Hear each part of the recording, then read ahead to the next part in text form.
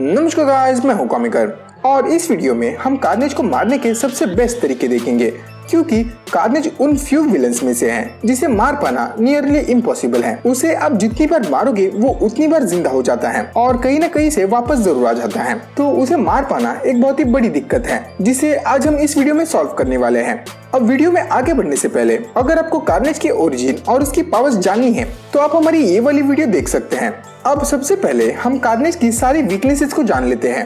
As carnage को मारने से पहले हमें ये जान लेना बहुत ही ज्यादा जरूरी है कि वो कौन सी चीजों से वल्नरेबल है। न तो बाद में पता चलेगा कि हम कार्नेज को पानी में डुबाकर मारने की सोच रहे थे और वो भाई साहब पानी से ही पावर लेता है। मतलब ऐसा सच में तो नहीं है, लेकिन आप पॉइंट तो समझ ही गए होंगे। अब कार्नेज के वीकनेसेस की बात करें तो कार्नेज के पास बाकी सिम्बियोट्स के मुकाबले काफी कम वीकनेसेस है। वो बस कुछ गिने चुने चीजों से ही डरता है, जैसे कि आग। बाकी के सिम्बियोट्स की तरह कार्नेज भी आग से डरता है, लेकिन वो बाकी के सिम्बियोट्स के मुकाबले आग से उतना नहीं डरता। अब जहाँ बाकी के सिम्बियोट्स लाइटर से निकले आग से भी डरते हैं, वही अपना कार्नेज, उसे कुछ ज्यादा फर्क नहीं पड़ता। कार्नेज ऐसे कई बड़े बड़े एक्सप्लोजन्स और ब्लास्ट झेल चुका है, जिसकी वजह से कार्नेज अब छोटी छोटी आग से नहीं डरता। लेकिन ऐसा नहीं है कि आग उसकी वीकनेस नहीं है, आग उसकी वीकनेस है, बस अब वो उसके खिलाफ इतना इफेक्टिव नहीं है। कार्नेज का जो स्टार्टिंग फॉर्म था उसमें उसे एक्सट्रीम आग से मारा जा सकता था, लेकिन जैसे जैसे कार्नेज ने अपने आप को स्ट्रॉन्गर बनाया उसने अपनी इन्हीं वीकनेसेस को लिमिट भी कर दिया। इनफैक्ट कार्नेज जब नॉर्मन ऑसबॉर्न को अपना होस्ट बना लेता है तब नॉर्मन ऑसबॉर्न के गॉब्लिन फॉर्मूला की वजह से कार्नेज की फायर वाली वीकनेस भी चली जाती है। ऊपर से रिसेंटली हुए कॉमिक इवेंट्स के अकॉर्डिंग कार्नेज अब खुद की बॉडी से आग भी निकाल सकता है। नेक्स्ट है सोनिक अटैक्स। अब स्पाइडरमैन 3 और वेनम जैसी मूवीज के बदौलत हम सब जानते हैं कि सोनिक अटैक्स सिम्बियोट्स की कितनी बड़ी वीकनेस है और यही केस कार्नेज के साथ भी है। कार्नेज भी बाकी सिम्बियोट्स की तरह सोनिक अटैक से वल्नरेबल है, लेकिन सोनिक अटैक से कार्नेज या किसी भी सिम्बियोट को कंप्लीटली डिस्ट्रॉय नहीं किया जा सकता।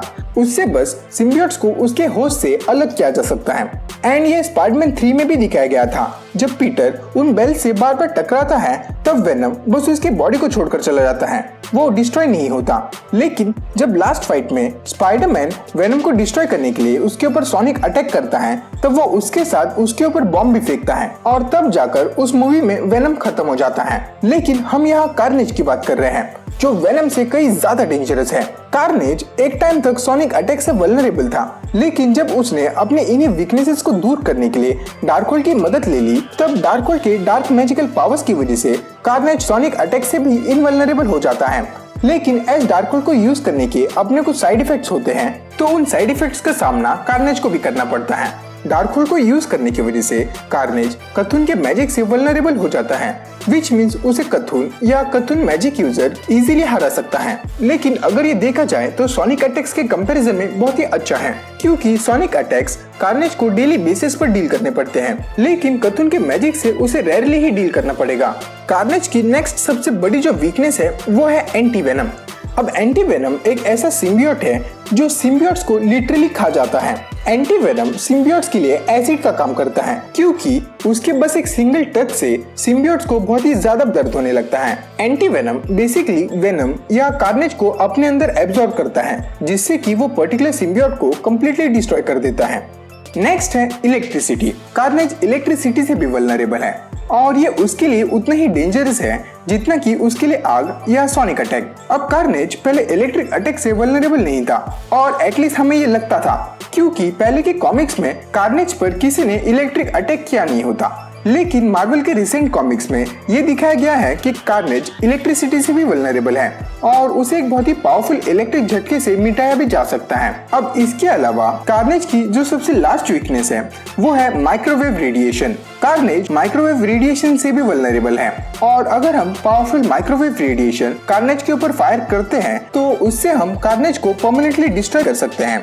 ये तो कार्नेज की वीकनेसेस थी। तो अब बात करते हैं कि हम कार्नेज को परमानेंटली कैसे मार सकते हैं। अब देखा जाए तो ये डिपेंड करता है कि हम कार्नेज के कौन से वर्जन को मार रहे हैं, क्योंकि अगर हम कार्नेज के उस वाले वर्जन को मार रहे हैं जो आग और सोनिक अटैक दोनों से वल्नरेबल है, तो हम उस वाले कार्नेज को आग और सोनिक अटैक के कॉम्बिनेशन से मार सकते हैं, क्योंकि उसे बस एक सिंगल मेथड से मार पाना नेक्स्ट टू इम्पॉसिबल है, एज वो बार बार रीजनरेट हो जाता है। तो उसे सिर्फ आग या फिर सोनिक अटैक से मारा नहीं जा सकता।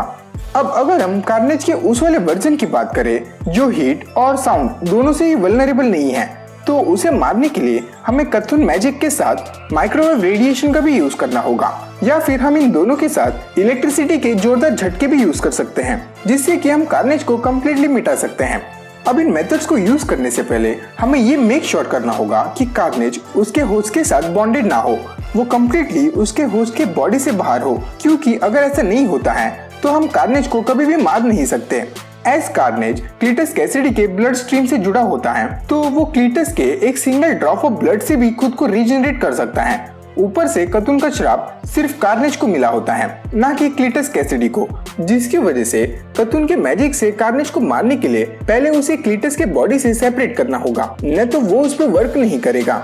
लेकिन हाँ, अगर इन सब के बाद भी कार्नेज जिंदा बच जाता है तो भाई साहब वो हम सबको जरूर पेल देगा। अब इन सारे मेथड्स के अलावा अगर आपके पास कार्नेज को मारने का कोई एक मेथड है तो मुझे कमेंट्स में जरूर बता देना। तो बस आज के लिए इतना ही, मिलते हैं अगली वीडियो में, और तब तक के लिए आप हमारी ये 2 वीडियोस देख सकते हो। I can make my money flip like 1, 2, 3. Fly around the world down to New Delhi. Yeah, while all of a sudden they wanna act like we friends.